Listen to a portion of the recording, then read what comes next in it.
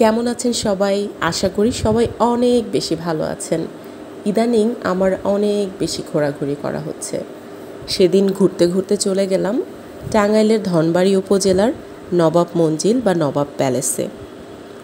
এই মঞ্জিলটি 1800 শতকের দিকে তৈরি। সেই মোঘল সাম্রাজ্যের স্থাপত্য রীতি মেনেই এই মঞ্জিলটি তৈরি করা হয়েছে। এই মঞ্জিলে রয়েছে 4টি গম্বুজ। আর এই যে দেয়ালের নকশাগুলো, এগুলো কিন্তু আমাদেরকে সেই প্রাচীন ঐতিহ্যের কথা মনে করিয়ে দেয়। এখন জমিদারি প্রথা নেই, কিন্তু জমিদারদের এই সকল বাড়িঘর দেখলে কিন্তু মনের কোণাতে ভেসে ওঠে সেই সময়ের জীবনচারণ, সেই সময়ের শাসন ব্যবস্থা। আমি প্রথমেই হেঁটে হেঁটে বাড়িগুলো দেখছিলাম, দেয়ালগুলো ধরে দেখছিলাম। এই ধরনের স্থাপনায় গেলে আমার সবসময়ই এক ধরনের নস্টালজিয়া কাজ করে। আমি খুব মন থেকে অনুভব করার চেষ্টা করি যে এই বাড়িগুলোতে একদিন মানুষের কোলাহল ছিল, অনেক অনেক আনন্দ উৎসব হতো, ছোট বড় সকলে মিলে হাসি কান্না দুঃখ নিয়ে মানুষের জীবন যাপন ছিল। তো আমি আমার কলিগ এবং তার অফিসের আরও স্টাফ নিয়ে আমরা ঘুরতে এসেছি। আমি অনেকগুলো ছবি নিয়েছি, তারপরে এই তো একা একা ভিডিও করছিলাম। চারপাশটা খুব সুন্দর, সবুজ। আপনারাও কিন্তু চাইলে এই প্যালেসটি ঘুরে আসতে পারেন। আমি হাঁটছিলাম, হেঁটে হেঁটে দেখছিলাম চারপাশটা। এই এরিয়াটা কিন্তু অনেক বেশি বড়।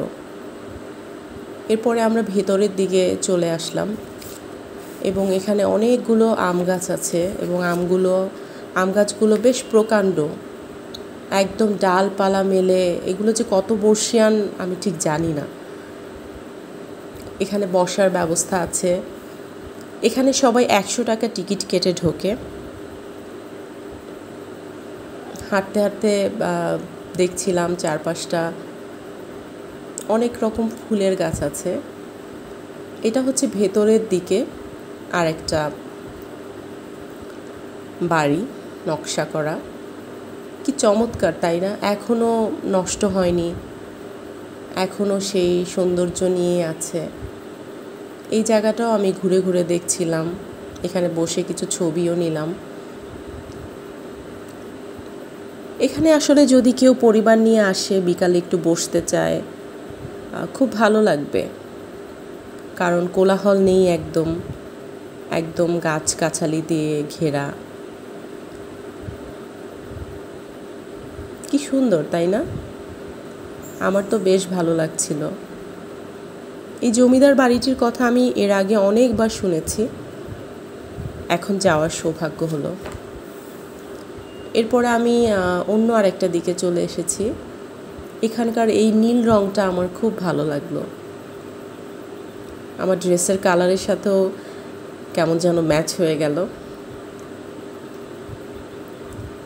আমি মূলত এদিকে যাচ্ছিলাম, এখানে অনেক বড় একটা আয়না দেখতে পেলাম।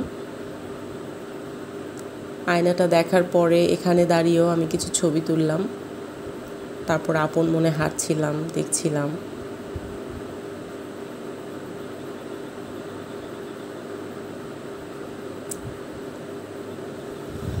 এই বাড়িটির এই এরিয়ার ভিতরেই কিন্তু একটা দিঘিও আছে, 30 বিঘার উপরে একটা দিঘি এবং অনেক গভীর। এই জায়গাটা বেশ সুন্দর, তাই না? মনে হচ্ছিল কোনো একটা গেটে দাঁড়িয়ে ছবি তুলছি। এই আম গাছটার কথা আমি বলেছিলাম শুরুর দিকে, কত প্রকাণ্ড, তাই না? তো এই হচ্ছে একদম পুরো প্যালেসের ভিউটা। আবার দেখা হবে, ভালো থাকবেন সবাই।